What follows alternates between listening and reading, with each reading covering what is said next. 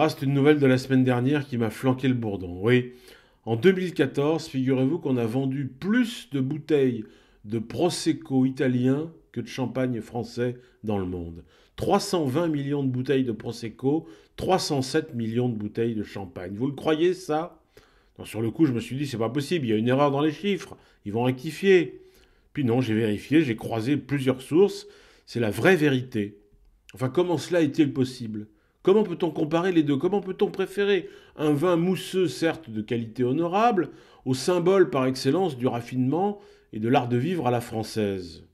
Quand vous ouvrez une bouteille de Prosecco, ben vous ouvrez une bouteille de Prosecco. Il y a des bulles, vous la buvez et vous passez à autre chose.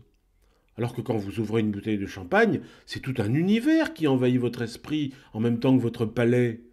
Immédiatement, vous êtes transporté à la belle époque ou dans les années folles. Les plus belles femmes du monde s'assoient à votre table et lèvent leur verre à votre santé. Offenbach trinque avec Mistinguett. Maurice Chevalier trinque avec Marilyn Monroe. On fête au champagne la libération, le premier pas de l'homme sur la Lune, la chute du mur de Berlin, sa toute nouvelle cuisine Ikea, enfin de grands événements pour lesquels il ne viendrait à personne l'idée d'ouvrir une bouteille de Prosecco. Non, je comprends pas, c'est encore un complot. Vous voyez, j'étais sûr que ça nous porterait la poisse de virer Arnaud Montebourg du gouvernement. Lui, au moins, il aurait tout fait pour défendre le champagne français.